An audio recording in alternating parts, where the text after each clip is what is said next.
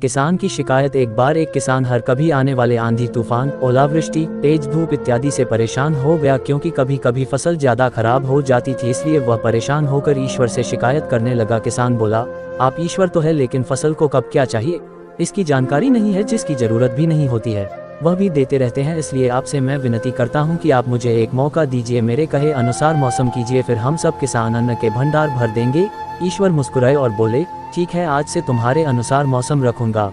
किसान खुश हो गया। किसान ने अगली फसल में गेहूं की बुवाई की। उसने जब चाहा तब धूप मिली, उसने जब चाहा पानी मिला। पानी की तो उसने बिल्कुल कमी नहीं आने दी। आंधी, बाढ़ और तेज धूप तो उसने आने ही नहीं दी। समय बीतने पर फसल बड़ी हुई। किसान भी बहुत खुश हुआ कि इस बार शानदार फसल दिख रही है। किसान ने मन ही मन सोचा कि ईश्वर को अब पता चलेगा कि अच्छी फसल के लिए क्या क्या जरूरी है। फालतू में ही किसान को परेशान करते रहते हैं। किसान फसल काटने के लिए खेत पहुंचा। गेहूं के पौधे की बालियों को हाथ लगाया तो उसके पैरों तले जमीन खिसक गई। उसने देखा कि किसी भी पौधे की बालियों में एक भी दाना नहीं था। किसान दुखी हो गया और बोला, हे ईश्वर, ऐसा क्यों हुआ? क्योंकि मैंने तो सब कुछ सही किया और सही समय पर किया। इस पर ईश्वर बोले, हे प्रिय किसान, ऐसा तो होना ही था, क्योंकि तुमने इन पौधों को बिल्कुल भी संघर्ष नहीं करने दिया। इन्हें ना तो तेज धूप में तपने दिया, ना ही आंधी का सामना करने दिया। इन्हें किसी भी प्रकार की चुनौतियों का सामना नहीं करने दिया। इसलिए बाहर से भले ही अच्छे दिख रहे हो, लेकिन ये अंदर से बिल्कुल खोखले हैं।